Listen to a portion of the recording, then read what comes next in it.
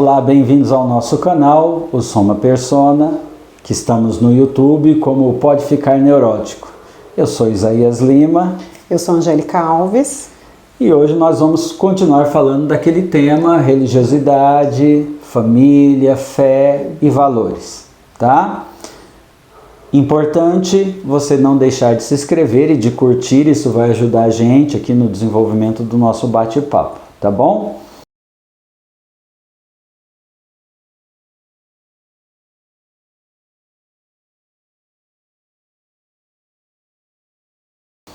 O episódio de hoje... A fé além de um conjunto de regras. Ótimo, Angélica. Por quê? Porque nós falamos muito a semana passada sobre essa questão de viver, de vivenciar, de experimentar, né? Então, quando a gente pensa em fé, ou pelo menos a maioria das pessoas pensam em fé, a gente sempre pensa em regras. Então, a gente quer pensar além disso, né? Além dessa ideia das regras, sempre como um viés bíblico, mas também emocional, tá? Que está tudo interligado ali. E como a gente mostrou lá tudo na semana passada, a gente conversou no primeiro episódio, né? Essa ideia dos filhos enxergarem, deles verem não a teoria, mas a prática, tá?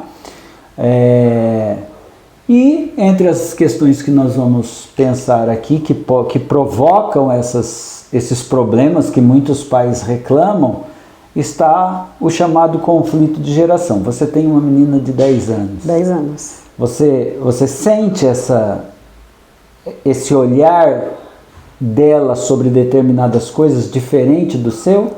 Sim. Até porque, assim, é aquilo que a gente falou, né? Tem mudado muito. E aí, o que pra mim, assim, choca, eu percebo que pra ela nem tanto, assim, né? Tem muita coisa que ela vê como, tipo, por que você tá chocada? É, tipo, normal, hoje é normal isso. E aí eu falo, não é normal não, como assim? Então, é um conflito. Porque aí eu fico, tipo, o coração saindo pela boca, né? E de certa forma, Angélica, não sei como foi sua vivência, né? A gente tá ali, a gente tem uma diferença de idade, mas a verdade é que esse conflito geracional sempre houve, sempre há, né? E sempre haverá, eu acredito, né? Mas eu acredito assim, ó, por exemplo, quando eu era criança, tudo bem que não faz muito tempo. A gente não questionava tanto os pais, né? Eles falavam e a gente meio que acatava. Hoje não, hoje você tem que explicar. Você fala para minha filha, olha, você não vai fazer isso, mas por que eu não posso fazer?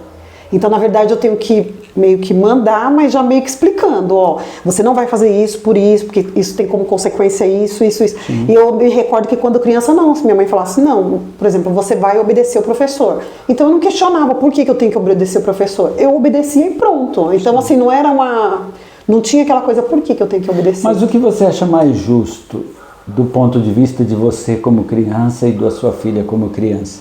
Você acha mais justo que você entenda porque você precisa obedecer o professor ou simplesmente obedecer e pronto? Não, hoje eu acho justo você saber. Exatamente. Até porque, se você está construindo valores, então não pode ser regras, porque se for regras, quando eu sair da bolha, vamos lá, da minha casa, o que falarem para mim eu vou aceitar. Sim. Agora, quando está construído mesmo, eu não faço isso por isso, eu não tomo determinada, né, atitude por isso ou por aquilo, a pessoa, eu acho que ela vai mais consciente, que nem eu vejo minha filha muito consciente com muitas coisas. Então, tem coisa que ela fala assim, não, eu não faço porque eu escolhi não fazer, porque para mim isso não tem valor, se eu fizer de outra forma. Então, eu acredito que é construir valores. E eu acho, Angélica, que a gente precisa ser honesto de que o que realmente constrói o caráter, constrói essa relação com o mundo, são as perguntas. Sim. Então, quando eu sou inibido de fazer uma pergunta, quando não me permitem fazer uma pergunta genuína ou não me dão a resposta de forma genuína sobre essa pergunta, Então eu entendo que eu estou num lugar onde o perguntar não é importante ou não é permitido, né? E isso vai gerando algumas questões, né? Sim. E com isso a gente pensa em dogmas, né? Que assim, quando a gente fala em fé, a gente sempre fala em dogmas. Existem coisas que sempre foram assim e nunca mudaram, ou nunca mudarão. É verdade, algumas verdades cristãs, né, religiosas, dos cristãos reformados e etc. Sim, é assim, mas o nosso problema às vezes não é no, vamos dizer assim, naquilo que, no valor em si, né, na doutrina em si, mas nessa parte mais de dogma, nessa parte mais de usos e costumes, eu quero dizer. Sim. Então, por exemplo, né, uma vez perguntaram assim, orar deitada é errado? Eu estava num grupo e a pessoa respondeu. A pergunta era para mim, mas a pessoa respondeu lá do lado de lá da plateia, é errado. Aonde está escrito que é errado? Aí eu falei para ela, para que respondeu, você consegue orar deitada? Ela falou, eu não. E eu perguntei para que perguntou, né? Você consegue orar deitada? Ela falou, eu consigo. Então, para você é certo e para ela é errado. Porque não existe uma orientação sobre a forma como isso deve ser feito. Sim. Então, a gente precisa ficar atento a isso, porque às vezes a gente sacraliza a forma e perde a essência do valor, né? Eu acho que até porque quando a Bíblia fala de orar sem cessar, eu vou estar sem cessar o tempo inteiro de joelho, então sim, exatamente, né? Exatamente. Então, realmente. Né? Então essa ideia, né, de que a gente tem que saber lidar com isso, porque é justo que a criança saiba por que ela tem que obedecer o professor. Eu sempre digo assim, né, Angélica, que os pais de uma geração lá atrás, meu pai só olhava e eu já fazia. Então, na verdade, você não obedecia seu pai, você tinha medo dele. Então, essa relação de intimidade e medo é uma relação que precisa ser questionada. Sim. Né? Às vezes a gente obedece porque tem medo, não porque respeitamos, exatamente. E eu acho que é muito triste, né? Sim. Porque assim, na verdade, quando eu olho para minha filha, ela até entende se eu gostei ou se eu não gostei. Sim. Né? Então, até, assim, não é de todo perdido. Mas realmente, eu acho que quando você constrói essa relação de respeito, é diferente. Sim. Porque aí ela, por exemplo, ela conta as coisas que acontecem. E uma coisa que eu falo pra ela, não minta, conta na íntegra. Por quê? Se eu souber toda a verdade, porque meia verdade pra mim é mentira. Sim. Aí fica difícil eu te defender ou te orientar. Sim. Então eu acho que quando você constrói isso, na verdade quem ganha somos nós mesmos, né? E também você tem que estar preparada para quando você pede toda a verdade, né? Sim, sim, exatamente. Porque é outra coisa que eu falo, a gente conhece o filho. Por exemplo, eu sei se minha filha está falando a verdade ou está falando a mentira. Uhum. E aí eu espero, porque aí eu dou oportunidade para ela. Mas aí eu falo, você está mentindo. Se eu percebo que tá não, você contou mais ou menos, conta isso aí inteiro. Então eu acho que é não se enganar também, né? Fingir que não está vendo. Sim, exatamente, né? Eu lembro de uma situação em que eu conversei, cujo os pais disseram, né, sempre no âmbito religioso, a maioria do meu pessoal, né, os pais disseram que eu quero toda a verdade. Isso aconteceu? Você sabe que a gente não mente, a gente zela pela verdade e tudo bem, toda a verdade. Então a menina disse a verdade. Aí os pais, que coisa feia, agora você está de castigo, um mês sem celular, um mês sem isso. Não mais. Aí eu disse exatamente isso para eles. Não vou falar mais a verdade. Vocês puniram a verdade? Porque se você pede a verdade num discurso moral de que a verdade é importante, mas ela é punida e não orientada, como você disse. Porque tem que orientar, exatamente. Aí a próxima vez eu não falo a verdade. Porque assim, a grande sacada da mentira é essa, eu não vou ser punido. Você se livrar da punição. Verdade. Então, nesse sentido, os pais sempre sempre ficam frustrados com essa ideia, né? Será que meus filhos vão os pais têm muito medo, né, da condenação eterna dos filhos, né? Eu não sei se a gente falou isso no primeiro episódio, mas eu sempre digo, olha, isso é uma coisa individual, né? É o que normalmente assim, eu converso bastante assim com as mães, né? Porque aí junta a mãe, o assunto que rola é filho. E eu falo, gente, é assim, você tem que confiar no que você ensinou. Sim. E entender que também a pessoa vai fazer escolhas, assim como eu fiz, assim como você fez, né? E lógico que ficaria frustrada se minha filha não escolher coisas ou valores que eu ensinei. Lógico que a gente vai ficar frustrado. Mas é entender assim, ó, fiz a lição de casa, eu tenho que estar em paz. Sabendo que ela vai fazer as escolhas dela e que nem eu deixo muito claro. Porque assim, a minha mãe era uma pessoa que, você vê, antiga e tudo, estudou até a 2ª série, mas minha mãe conversava muito e explicava muito.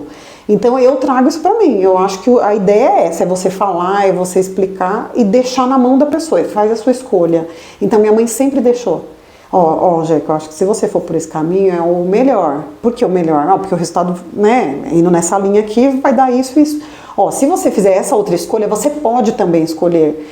Mas aí ela pegava exemplos. Aí você vê fulano, ó, fez essa escolha, ou o resultado. Eu acho que se fizer essa escolha não vai ter outro resultado, o resultado será esse. Mas é você que vai escolher. Sim. Então eu gostaria, ó, que você fosse aqui, porque eu não quero ver você sofrendo igual fulano. Mas é uma escolha. E aí eu acho que quando você também responsabiliza o outro de ele compreender que ele pode fazer qualquer escolha, ele tem esse direito de escolher, mas a consequência não. Então é tipo, você vai plantar, você pode escolher o que vai plantar, o que vai colher não. O que você plantar, você vai colher. Eu acho que também você põe o outro para pensar. Sim. Né? E aí, mas você orientou.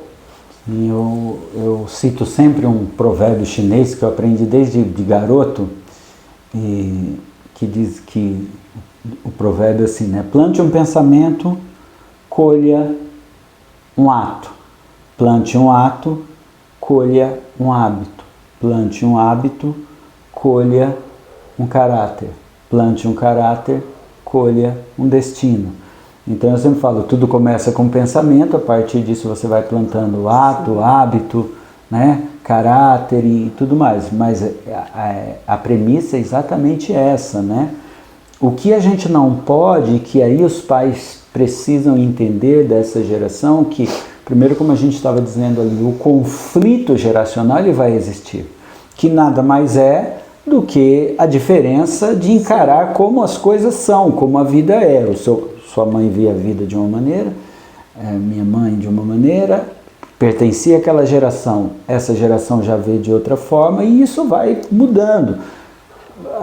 Mas do meu jeito é que é o certo. Não, o jeito é o certo para você, então isso distancia, né, os pais emocionalmente dos filhos, né? Sim. E aí onde eles vão buscar intimidade emocional? Nos amigos. Por isso que às vezes os pais falam, os amigos influenciam os filhos, porque tem mais proximidade emocional. Exatamente. Então, eu acho que tudo isso passa por essa ideia de que valores não devem ser impostos, mas vividos. Exatamente. E entre esses valores, obviamente, o valor cristão.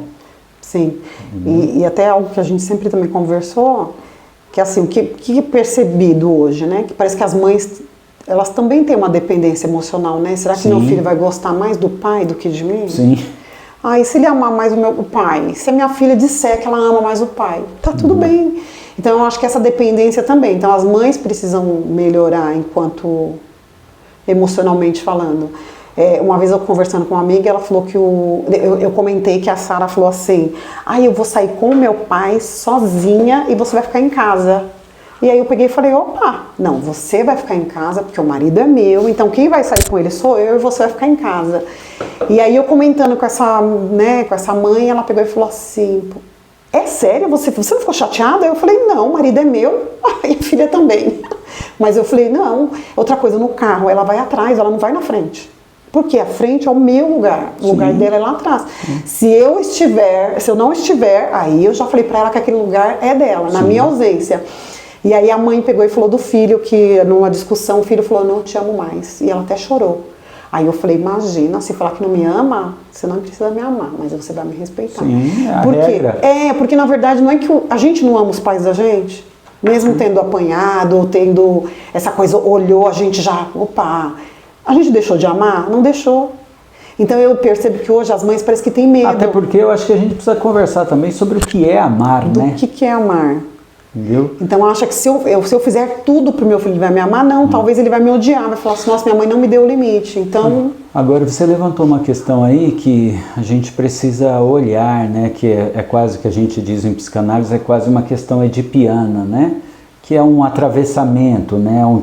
É uma relação triangular, né? A menina com o pai, e aí a mãe, e o menino com a mãe e o pai, né? Tem essa relação triangular. Mas eu lembro que um casal me trouxe uma menina uns anos atrás, uma jovenzinha, adolescente, né?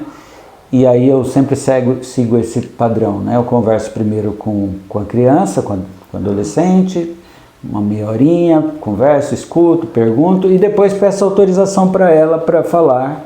Posso conversar com seus pais? Eles estão aí fora, preocupados. Ah, claro, pode.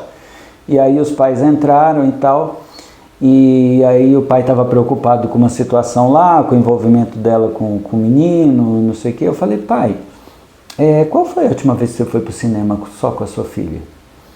E ele olhou para a esposa, quando foi mesmo? Não. Nem sabe. Não, aí a esposa falou, nós fomos. Não, eu não estou perguntando nós fomos, a família foi, eu estou falando vocês. O pai com a filha. O pai e a filha. Aí ele, não tinha ido. Falei, pai, você quer economizar dinheiro com terapia? Eu vou te dar uma dica. Não deveria, porque eu preciso trabalhar. Tô precisando ganhar. Mas vou te dar uma dica. Vá ao cinema com a sua filha, tá passando um monte de filme legal aí.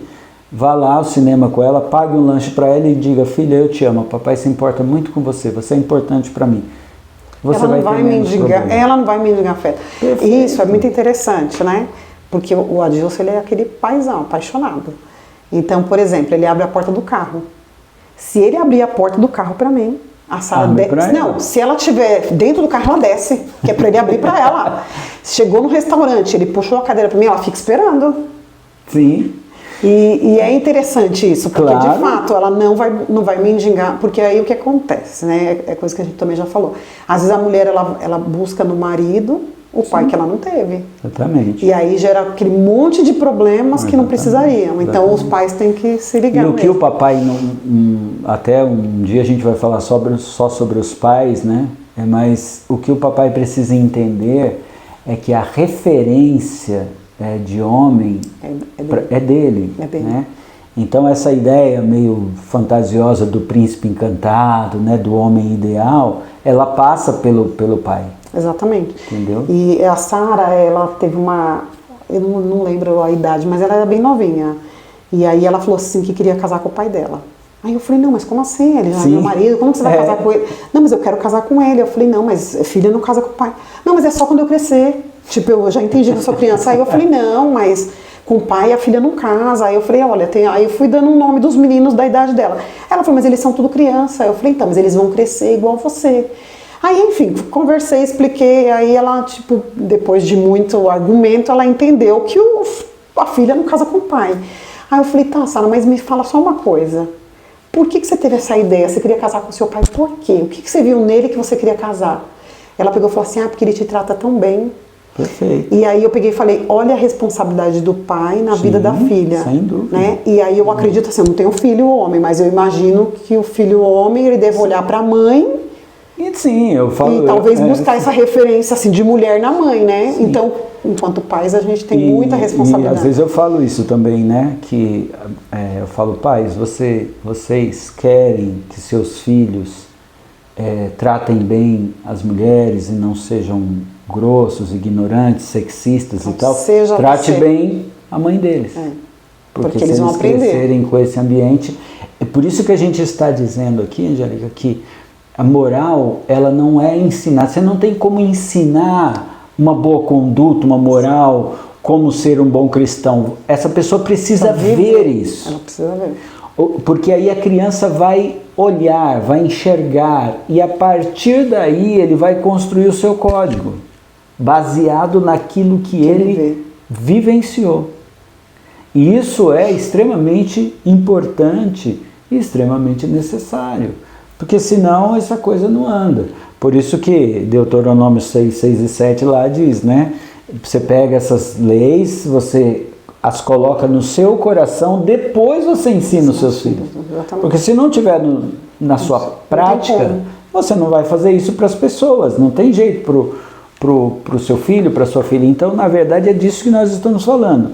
Você quer que seu filho seja um cristão? Trilhe o caminho. Sim. E aí vale lembrar, né, Angélica, que eu tento corrigir, veja só, não é que eu tento corrigir, né?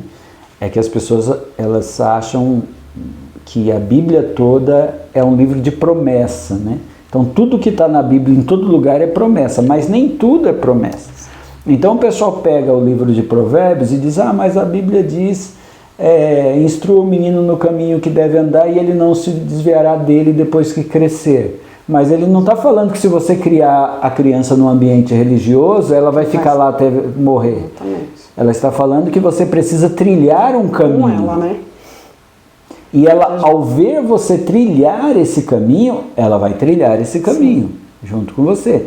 E isso não é uma promessa, isso é uma constatação. Provérbios não é um livro de promessa, ele é um livro de constatação. Água mole em pedra dura, tanto bate até que fura. Isso não está em Provérbios, tá? O pessoal fala, cadê? Baixa esse, né? Mas é isso, é um provérbio. O provérbio, ele constata uma verdade. Se você trilhar o caminho, sua filha trilhará o caminho. Sim. Então, isso é importante para ela e é importante para o pai, que traz uma referência alta. Ou significa que ela não vai mendigar afeto de qualquer um, né? No mínimo, o que ela vai esperar é que esse rapaz trate bem. Exatamente. Porque senão ela vai olhar e falar assim, não, meu pai trata igual uma princesa, esse ogro... Não vai. Não vai aceitar. Então, do que nós estamos falando, gente? Da importância do que nós vamos chamar de ambiente familiar. Tudo acontece nesse ambiente. A nossa vida é forjada nesse ambiente. Os nossos pais tinham um tipo de ambiente cultural daquela época. Os anos 70 foram os anos que as separações começaram, né? Assim, pelo menos de forma mais intensa. Não sou nenhum especialista, né, em termos de década, essas coisas, mas a verdade é que foi justamente a partir dali que os disquites começaram, depois viraram... Então, hoje isso tem uma outra representação. Tanto que eu falo para os pais, olha, entenda que existe ex-marido, ex-mulher, mas não existe ex-filho. Exatamente. Ex-filha.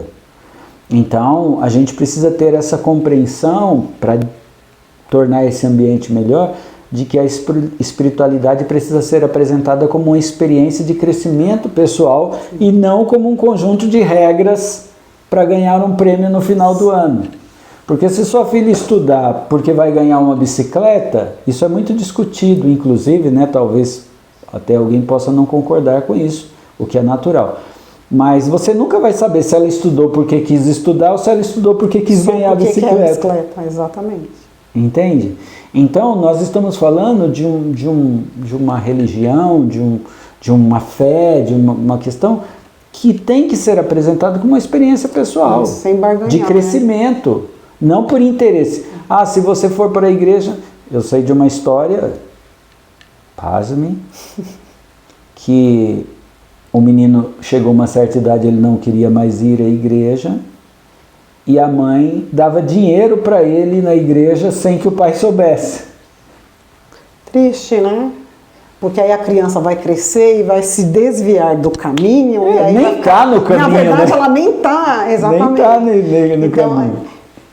Aí a mãe está mentindo para ela mesma. Né? Exato, então, exatamente. É exatamente isso. Você cria uma ideia de que... Porque a verdade, né, Angélica, que a gente não quer admitir, que é difícil admitir, estar numa igreja não é garantia de que você irá morar com Jesus depois, de acordo com a teologia, né? Não é a igreja em si, o hábito religioso. é a experiência que você teve e que você tem diariamente nesse ambiente. Eu até costumo dizer assim, não dá para você ser ativista. E às vezes você vai porque você não tem outro lugar para ir.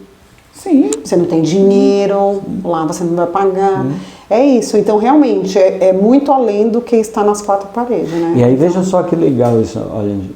Se a religião for apenas um sistema de regras, a criança pode sentir isso como uma exigência externa que ameaça a sua liberdade e a sua autenticidade. Mas se ela sentir isso como uma espiritualidade vivida de forma natural, como fonte de sentido, acolhimento, essa questão da proteção, dos valores e tudo mais, essa experiência, então, será uma experiência que fará sentido para ela. Sim. Não se trata de eu cumprir um conjunto de regras e a partir daí agora que eu cumpro esse conjunto de regras, Deus me aceita. Mas é uma questão de vivência. Então, a criança não pode ser obrigada, se ela recebe dinheiro, se ela é obrigada a ir à igreja ou a orar, né? Eu gosto de contar a piadinha que a menina... que é um exemplo, né, que eu chamo de piadinha, que a menina, na hora ali da refeição, a mãe pediu para ficar em pé e para orar, né, pela refeição, e a menininha não quis ficar em pé, a menina de 5 anos não quis ficar em pé. Não vou ficar em pé. Vai ficar em pé, sim senhora. Não vou ficar em pé. Vai ficar em pé, sim senhora. Eu não vou ficar em pé. Aí a mãe respondeu, se não ficar em pé, não vai comer a sobremesa. Barganhou a fé. Aí a menina ficou em pé, né, cruzou os bracinhos e falou assim, mas por dentro eu tô sentada. Não, mas é isso mesmo. Eu ouvi uma vez uma criança lá na igreja falando de leitura, né? A Sara gosta muito de ler. Então ela lê livros, ela lê a Bíblia, mas é dela. Eu nem sou assim intelectual, não sou. É dela, é muito dela. Claro, quando era bebê a gente sempre lia, comprava os livrinhos e eu achava interessante lá manuseando assim. Então eu acho que assim, a gente estimulou, mas por exemplo, eu não obrigo, que você tem que ler todo dia, que você tem que ler de manhã, à tarde, à noite, deixo ela muito livre. E ela gosta. A gente passeia, ela quer ir na biblioteca. Eu falo, meu pai, vamos tanto lugar para ela, mas ela quer ir. Na livraria, enfim. E aí uma vez uma criança pegou e falou, minha mãe, se a gente ler 5 livros, a gente ganha um passeio. E aí eu falei, caramba, a criança nem gosta de ler, ela tá lendo só pra... Que aí é o que você falou, você tá barganhando. E aí eu falei, você vai ficar frustrada, porque ele não tá lendo porque ele quer ler, ele tá lendo só porque aí eu vou ter um passeio. E aí a Sara, ligeira toda, vira e fala assim, mas se é pra ler 5 livros, você pega aqueles livros bem fininhos, você vai ler até mais. Aí ele falou, não, mas a regra é ser um livro maior. Então tem que ser um livrinho assim, um pouco mais grossinho. E aí eu tenho que ler, mas se eu leio 5, eu vou. E aí eu falei, mas o que absorveu? Nada, porque eu só quero ler, eu li, viu? Me lembrou uma fala de uma pessoa adulta, de uma mulher adulta, que a igreja sempre, hoje eu acho que até menos, né? Mas a gente falava muito de culto doméstico, né? Esse culto doméstico foi um problema muito grande, porque o pessoal ficava sem graça, não conseguia fazer, enfim. E eu conversei com uma pessoa, né, muito querida, e ela falou assim, eu detesto culto doméstico, detesto, nem faço em casa. Eu falei, mesmo? Por quê? Eu falei assim, meu pai me obrigava. Então, tá vendo? O pai obrigava a gente a fazer aquilo. Então você faz, é aquele negócio, mas por dentro eu tô sentada. Exatamente. Aí quando você tem a liberdade de não incluir aquilo como um valor para você não inclui. Agora, a leitura... É lógico, eu sempre falo para as pessoas, meus meninos foi assim, lê o que você gosta de ler. Isso, então aqui eu sempre iniciei as leituras, por exemplo, com revista em quadrinhos, né? Turma da Mônica, etc. Por quê? Criança gosta. Aí cada um vai pegando o seu interesse, porque se você lê alguma coisa que você não gosta, ou que você é obrigado, ou que você vai ser recompensado, perde o sentido. Você perde o sentido. Perde totalmente. Então, nesse aspecto, é disso que a gente está falando, né, Angélica? Dos pais, da família, entender que é uma coisa além da aparência, né? Uma religiosidade que vai além da aparência. A gente não pode se fixar nós parecemos que, conheço algumas pessoas assim do mundo corporativo e eu sempre cito, né, que muita gente diz que no mundo corporativo não basta você ser, você precisa parecer. Aí o que acontece é que eu vou parecer mais do que ser, né? Assim, não sei se no mundo corporativo, que não é a minha área, mas nesse mundo, e se tem uma coisa que eu conheço, para o bem ou para o mal, eu conheço muito esse universo religioso. E eu converso de forma muito particular com pessoas que vivenciaram isso de uma forma muito específica e geralmente está ligado a um fingimento. Eu não estou fazendo isso porque quero fazer, estou fazendo porque sou obrigado a fazer. E aí na teoria que eu trabalho muito, que eu estou aprendendo a desenvolver, né, que é baseado em Winnicott, ele chama isso de falso self, né? É como se a criança desenvolvesse uma personalidade que não é autêntica. Então essa oportunidade da criança ser autêntica, não mal educada e não indisciplinada, não é isso. A gente tem os limites, obviamente, que também acontecerão dentro do ambiente. Mas essa ideia dos pais já oferecerem um ambiente do sagrado e não apenas uma coisa do medo e da culpa, né? Então, na realidade, eu sempre fui muito, posso dizer que autêntica, o que eu quero e o que eu não quero. Sim, isso é importante. Inclusive na igreja, porque às vezes tem gente que acha que tem que falar amém para tudo. Sim. E eu falo, gente, se eu não estou confortável, eu falo não, eu não tenho dificuldade de falar não. E eu vejo a Sara muito assim também. Tem coisas que ela fala, não, hoje eu não quero. E assim, aí o pessoal fala, mas como assim? Eu não obrigo, gente, porque não é sobre isso, porque não adianta eu obrigar e ela continuar sentada. Por dentro tá sentada. Então eu sempre procuro ir nessa linha mesmo, assim, de seja autêntica, filha. Lógico que, né, que a gente não é perfeito, vai ter coisa que a gente vai parecer mesmo. A gente está falando de assertividade, né? Assim, eu sempre disse isso, e digo até hoje para os meus filhos que são adultos, e digo para todo mundo. Certamente você terá que fazer coisas na vida que você não quer fazer. Que você não quer, exatamente. Porque você precisa fazer. Algumas coisas não se trata de você querer fazer, mas de você precisar fazer. Exatamente. Mas tudo bem, mas você tem que ter uma consciência de que você está fazendo aquilo porque você precisa. Não porque você está sendo enganada, obrigada, induzida a fazer aquilo, né? Sim. Então, eu acho que essa é a autenticidade que a gente busca. E, na verdade, quem religiosamente convive comigo sabe, né? Eu realmente não falo amém, né? Para quase nada, porque a palavra amém significa uma concordância. Sim. Assim seja. Então eu ouço umas coisas que eu não tenho condições de falar amém, porque eu não concordo com nem com aquela abordagem, nem nada, né? Eu citei outro dia que eu estava num evento onde o pessoal falava, faz um tempo isso, o pessoal falava de um senhor já de idade, cujos irmãos já tinham morrido por conta de problema no coração, já era um senhor, e ele estava hospitalizado, e pediram oração, né, para ele. E eu falei, ainda bem que não pediram para mim orar, né? Porque a pessoa que orou para que Deus curasse. A pessoa tinha 89 anos, problema de coração, todos os irmãos já morreram, por mesmo problema de coração. Isso é quase uma tentação a Deus, falar para Deus curar o sujeito. Né? Então, olha, Senhor, leva o sujeito em paz aí, quando chegar a hora dele e tal. Eu não posso falar amém para uma oração dessa que o sujeito está pedindo cura, não tenho condições. Então, pode ser chocante? Pode, mas eu não falo, porque eu não concordo. E às vezes nem é realmente o que a Bíblia diz, porque Sim. a Bíblia diz que um dia a gente vai morrer, né? Não adianta você ficar orando para curar, porque chega uma hora que não dá. Então, o que a gente quer dizer é isso, é como eu posso ter a oportunidade de expressar o que eu sinto sem que isso macule a minha experiência cristã, né?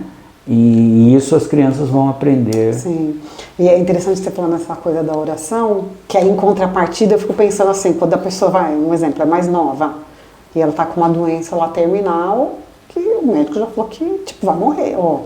né? Horas, vai morrer. E aí, aí o pessoal quer orar e fala, ai Senhor, que seja feita a sua vontade. A vontade do Senhor, ela será feita. Sim, você não precisa pedir isso aí. Você né? entendeu? Será feita. Aí eu falo assim, não, aí seria uma oração hipócrita, porque eu quero que cure. Então eu já oro assim, Senhor, Senhor, o desejo do meu coração é o que cure. eu quero. É o que se eu vai quero. acontecer se ou não. vai ou não, Perfeito. entendeu? Independente de eu querer ou não, a vontade do Senhor será feita. Mas eu falei, não, não, meu desejo é que a vontade do Senhor seja feita. Não, ela será feita. Sim. Mas aí qual é o desejo do meu coração? Então isso. Porque é isso. Aí a minha oração é bem, não, Senhor, o desejo do meu coração é que seja curado. Posso estar sendo petulante, Sim, exatamente, mas o Senhor conhece, então é isso. Se vai acontecer. Então, é uma relação espontânea, porque uma vez eu disse para uma pessoa, mandei um salmo para ela e falei assim, ora esse salmo. E a pessoa me disse, eu não consigo orar assim. Então, se não consegue orar um salmo, eu escrevi o salmo, aí eu dei uma piorada lá no salmo, né, nas minhas palavras, mas eu estou dizendo isso, se você não consegue ser espontâneo, ser verdadeiro com um ser que você diz que conhece a intenção do seu coração, sim, então, tem alguma coisa de errado. Então por isso que a gente está falando, né, Angélica, você quer que os seus filhos tenham e trilhem esse caminho, trabalhe essa ideia, né? De que espiritualidade é um ambiente e não uma doutrina, é uma vivência. Sim. E que essa forma de estar no mundo, a sua forma de ser no mundo, a forma dos pais serem no mundo, a relação deles como pai e mãe, como marido e mulher, a relação deles com o amigo, é isso que vai determinar muitas vezes a permanência ou não Sim. dessa criança nesse caminho, né? Mas tem muito assunto aí, muita coisa que a gente pode esticar muito mais a respeito disso e a gente trabalhar com essa ideia mesmo de amadurecimento, né, de respeitar, eu acho que isso é muito importante. Tá bom por hoje, né? Senão a gente fala demais e vamos deixar um pouquinho mais para diante. Tá bom? Gente, obrigado, até a próxima. A gente vai postar aqui um episódio por semana, você não esqueça de se inscrever e de curtir, isso ajuda muito a gente. Qualquer dúvida pode colocar o e-mail lá, uma pergunta no e-mail, depois a gente vai passar um WhatsApp também, se você quiser interagir no WhatsApp. Será um prazer responder as suas questões, caso as tenha. Até mais. Então é isso, um beijo e não esqueçam, curta e compartilhe.